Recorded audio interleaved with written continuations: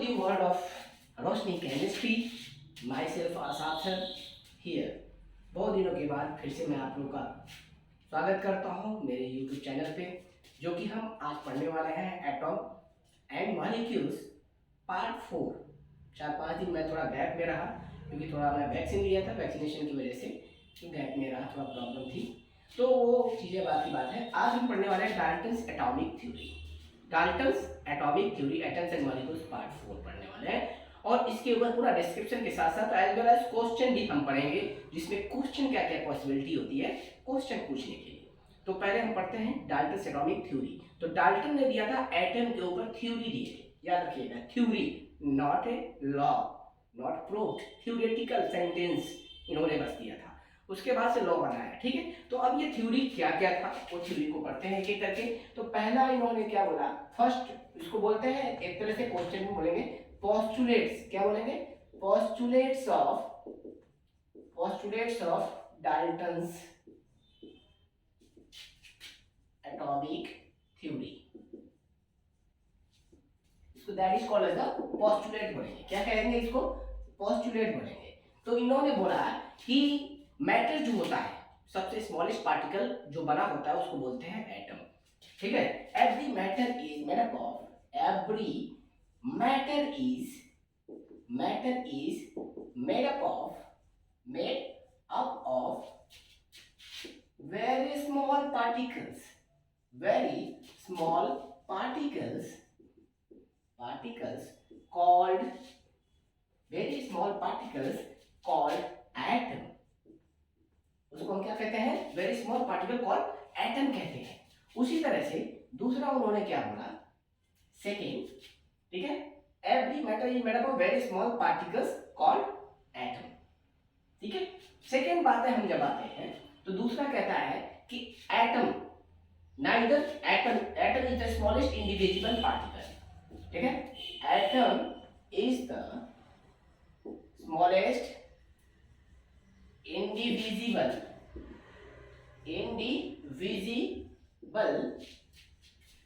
particle of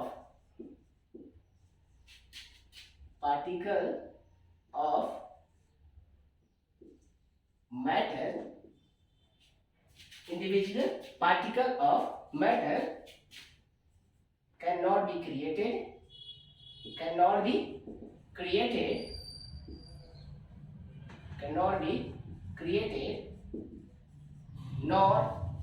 nor destroyed in a chemical reaction। तो उनका कहना था कि एटम क्या होता है, स्मॉलेस्ट पार्टिकल, इंडिविजुअल पार्टिकल होता है, और ये, लेकिन ये बात गलत है। इंडिविजुअल पार्टिकल मतलब इससे भी छोटा ये क्या, स्मॉलेस्ट इंडिविजुअल पार्टिकल नहीं है। एटम के अंदर भी इलेक्ट्रॉन, प्रोटॉन, न्यूट्रॉन होते हैं। तो इन्होंने बोला कि neither created nor can be destroyed during a chemical reaction, in a chemical reaction के अंदर वो पार्टिसिपेट करता है। तीसरा उन्होंने पोस्टुलेट में क्या बोला, थर्ड पोस्टुलेट में, atom of the same element, atom of the same elements have same mass as well as chemical properties।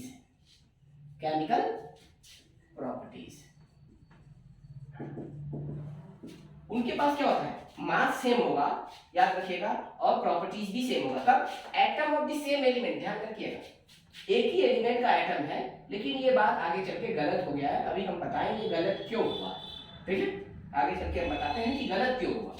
चौथा पॉइंट उन्होंने क्या बोला, fourth point, atom of the different elements, atoms of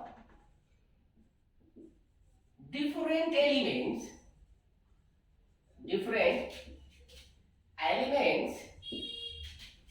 have different masses and different chemical properties,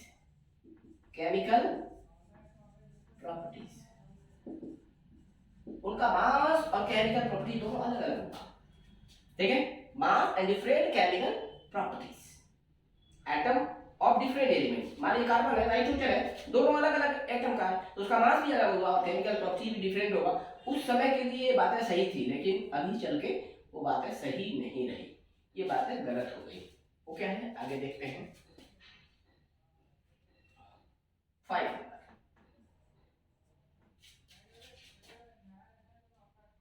atoms combine in a simple whole number ratio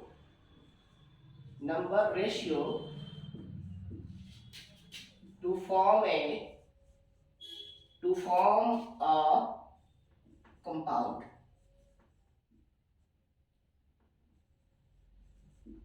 कहने का मतलब उनका है atom combine in a simple whole number ratio to form a compound. एक compound को बनाने के लिए जो एटम कंबाइन होते हैं उनका जो रेशियो होता है सिंपल होता है। जैसे एग्जांपल के तौर पे बता दे रहे हैं, जैसे कि मान लीजिए एग्जांपल के तौर पे समझा रहा हूं आपको, ठीक है। जैसे मान लीजिए वाटर है, ठीक है, तो इनका 2:1 वाटर फिक्स है। कार्बन डाइऑक्साइड CO2, ठीक है, यहाँ पे क्या होगा, कार्बन एंड ऑक्सीजन, तो कार्बन 1 एंड ऑक्सीजन 2 फिक्स है। रेशियो क्या होगा, होल नंबर रेशियो, वो simple whole number ratio two 1 क्या है, atom combines in simple whole number ratio to form a compound. तो उसी तरह से हम क्या बता सकते हैं, और भी बहुत सारी चीजें बता सकते हैं, जैसे कि relative number and kind of atoms are constant. 6 point में हम क्या लिख सकते हैं, relative number of atoms and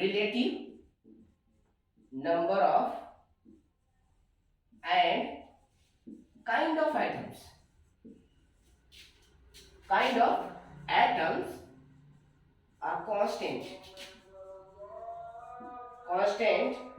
in a given compound.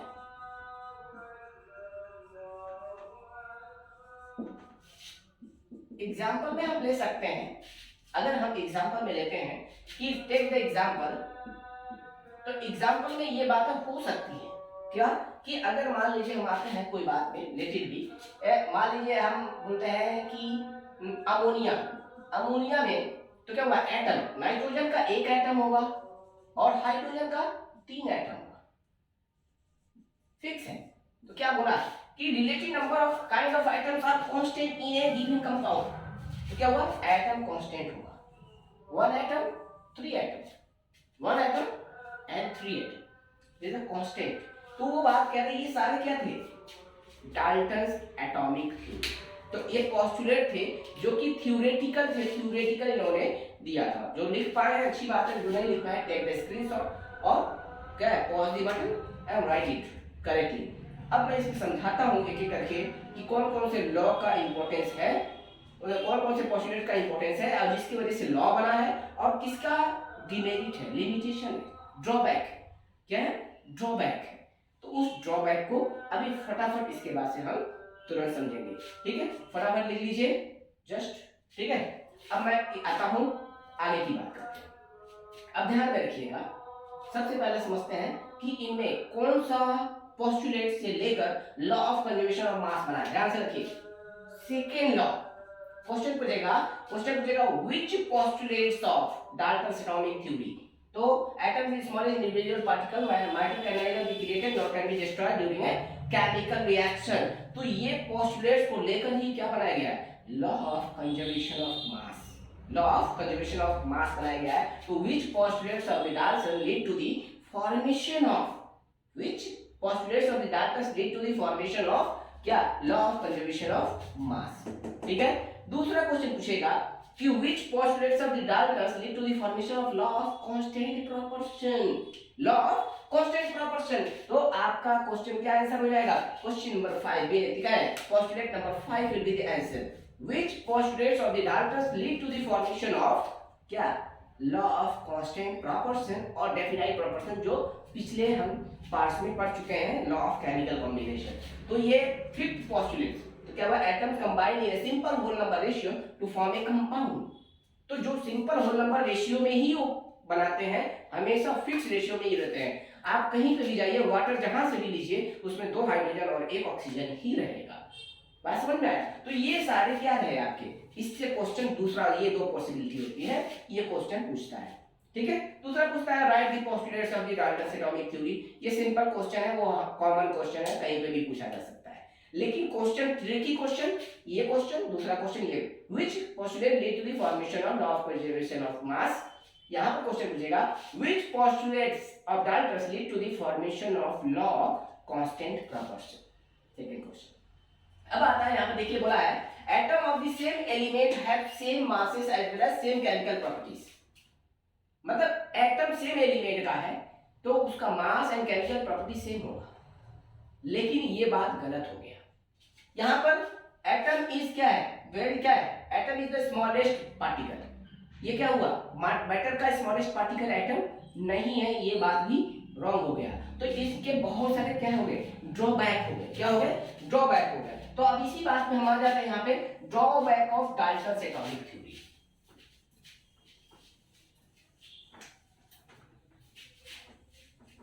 तो ड्रॉबैक में हम जब आते हैं तो क्या लिखेंगे, drawbacks of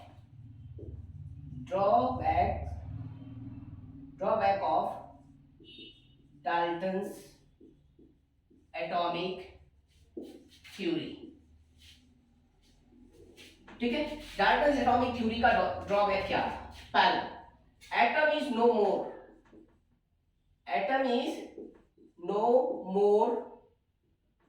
more smallest particle of matter because it consists of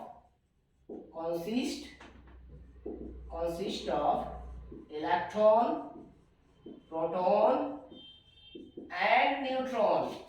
क्योंकि इसके अंदर क्या होता है, ये 3 चीजें और भी होती हैं जो कि उससे भी छोटी होती हैं। क्या है, atom is no more smallest particle of matter. Matter का स्मॉलेस्ट पार्टिकल अब नहीं रहा। ठीक है, अब वो क्या है, इलेक्ट्रॉन, प्रोटॉन, न्यूट्रॉन। इलेक्ट्रॉन उनसे भी छोटा, सबसे छोटा हो गया। ठीक है, आगे आते हैं दूसरा, सेकंड बात बोले थे उन्होंने कि क्या है, बोले atom of the same element. मान लीजिए कार्बन है, तीनों कार्बन के ही एटम है, कार्बन एलिमेंट है, लेकिन कार्बन का एटॉमिक नंबर 6 तो होता है, लेकिन मास नंबर क्या होता है, 12, 13, 14। इनके मास नंबर याद रखिएगा, ये जो मैं लिखा हूं ये क्या है, मास नंबर, ये क्या है, atomic number, that is atomic number. तो याद रखिएगा, यहां पर ध्यान, उन्होंने बोला पॉइंट में atom of the same element have same mass. देखिए क्या मास सेम है, सेम मास है नहीं। और इन्हीं को क्या कहते हैं, इन्हीं रिलेशन को क्या कहते हैं, इस रिलेशन को आइसोटॉप्स कहते हैं। क्या कहते हैं, आइसोटॉप्स कहते हैं। तो क्या है, for isotopes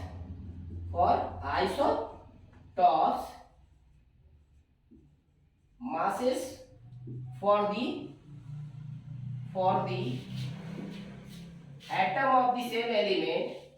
atom of the same element is different।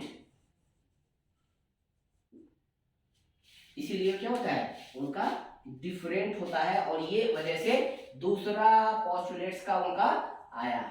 क्या, अब आते हैं तीसरा उनका क्या बात रहा, थर्ड बात में क्या है, तीसरा उनका प्रॉब्लम कहां पे आया, ध्यान में रखिए। थर्ड में क्या बोले, atom of the different elements have different mass and different properties. ठीक है, अब ध्यान में रखिए, आर्गन का मास कितना पढ़ते हैं, 40, एटॉमिक नंबर 80। कैल्शियम का कितना पढ़ते हैं, कैल्शियम का 20 atomic number, mass number 40। Already ये सब हम याद कराए हैं आपको, ऑलरेडी इंग्लिश सॉन्ग के मैटर में हमने याद कराया है, पिछले पार्ट्स में जाइए, आपको पूरा मिल जाएगा। तो देखिए मास 40 हो गया। देखिए एटम अलग है, आर्गन, कैल्शियम, लेकिन मास सेम है, और इनके रिलेशन को ही क्या कहते हैं, ध्यान में रखिएगा, आइसोबार कहते हैं। क्या कहते हैं, दैट इज द बार्स। क्या कहते हैं, दो सभी को आइसोबार्स कहते हैं। तो ध्यान में रखिएगा। तो यहाँ पे बार ऊपर वाला सारा सेम हो गया, मतलब मास नंबर सेम हो जाए तो आइसोबार, ठीक है। याद रखिएगा, एटॉमिक नंबर सेम हो जाए तो आइसोटॉप्स कहते हैं। क्या कहते हैं, आइसोटॉप्स कहते हैं। अब जरा ध्यान से देखिएगा, तो यहाँ पे बोला कि atom of the different element having different mass and properties.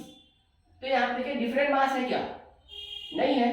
तो याद रखिएगा, for isobars, isobars masses of different atom of different elements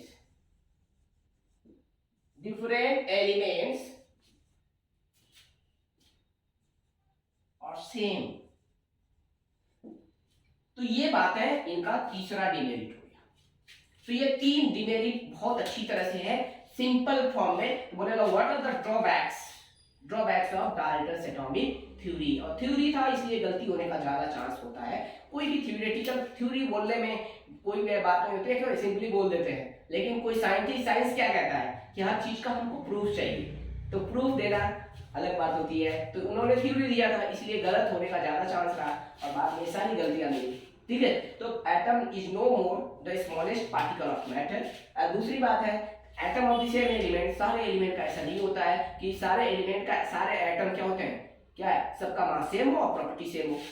देखिए कार्बन सेम एलिमेंट का है लेकिन इनके मास अलग अलग है, तो आइसोटॉप्स कहलाते हैं। और यहाँ पे देखिए एटम अलग अलग है एलिमेंट के लेकिन मास सेम है, तो यहाँ पर याद रखिए इसको कंडीशन को आइसोबार कहते हैं। तो उन्होंने बोला था atom of the different element having क्या, different mass and different properties.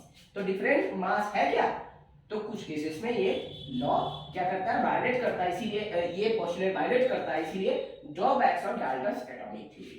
तो चार मेन क्वेश्चन बनते हैं इससे। क्या, पहला right the postulates of the Dalton's atomic theory. दूसरा which postulate lead to the formation of law of conservation of mass, second postulate answer होगा।